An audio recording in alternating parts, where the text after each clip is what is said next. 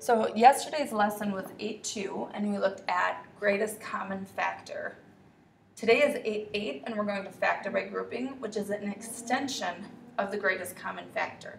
So the first thing we're going to do is take a look at the factoring with the first step already done for us, factoring by grouping. So we're going to be looking at pulling out a greatest common factor. Yesterday our greatest common factor was a monomial, and today our greatest common factor is going to be a binomial. So when we look at our first term, remember, each term in a polynomial is all multiplication. And I've got 3x squared times the quantity 4x plus 1. So this is my first term. So my second term is this multiplication, negative 5 times the quantity 4x plus 1. So even though we've got two plus signs and a minus sign, I've only got two terms on this polynomial. So looking at my two terms, the greatest common factor, I hope you recognize that both terms have a 4x plus 1. So I'm going to factor out the 4x plus 1. From my first term, when I divide that out, I've got 3x squared. And when I divide that out of my second term, I have a minus 5. So I have now factored it into multiplication of two binomials. So let's take a look at that again. On our second example, my first term is 6v times the quantity v plus 7. My second term is 5 times the quantity v plus 7. So again, I see that binomial v plus 7 on both terms. When I divide it out of my first term, I'm left with 6v. Dividing it out of my second term, I've got a plus 5. One more time, my first term is negative 4y times the quantity 2y minus 9. My second term is negative times the quantity 2y minus 9. So on both of my terms, I have a 2y minus 9. Dividing it out of the first term, I have a 4y left. And dividing it out of the second term, I have a negative 1 left.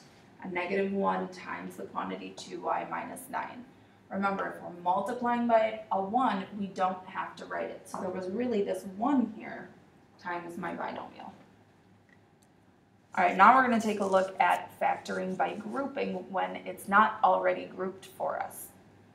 So what we do when I'm looking at my first example, I'm looking at all four terms and I do not see any greatest common factor for all four terms. So I'm going to group it and find the greatest common factor of two terms at a time. So my first group, my common factor would be 5h.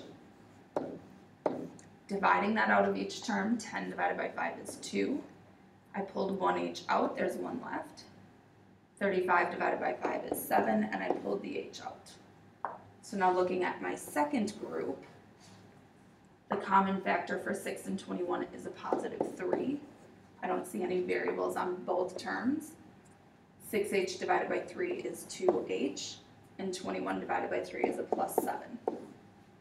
So now when I'm taking a look at these two terms that I've created, term 1, term 2, they both have a 2h plus 7 in common. So this is like what we just saw. Dividing that out of my first term, I've got a 5h left.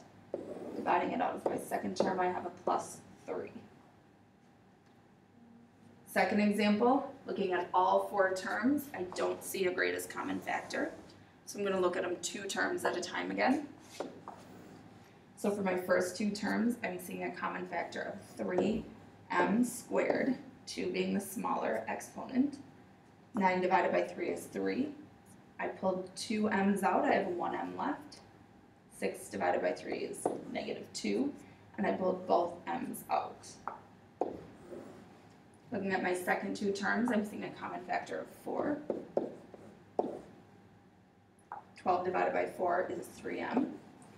And negative 8 divided by 4 is negative 2. So now when I'm looking at my two terms, I see a 3m minus 2 in common. Dividing that out of my first term, I have a 3m squared left.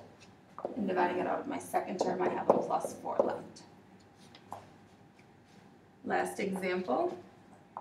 Again, no GCF for all four terms. I'm going to look at them two at a time. For my coefficients, 7 and 16, I don't see a common factor. So as I'm looking at this one's not going to work by factoring by grouping, so let me see if I can change this quick. This should be a 56. So 7k cubed plus 56k squared. So my first two terms, I do have a common factor now, 7k squared. Dividing 7 out of my first term cancels it. Pulling out 2k's, I have 1k left. 56 divided by 7 is positive 8, and I pulled both my k's out.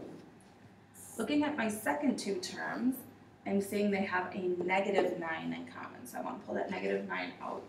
Plus, knowing that I'm going to factor by grouping, I got a k plus 8 that was left over from my first two terms.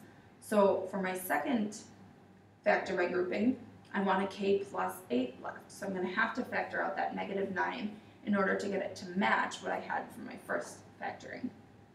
So dividing out the negative 9, I've got a positive k left. Negative 72 divided by negative 9 is a positive 8. So now looking at my two terms, I see a k plus 8 in common, so I'm going to factor that out.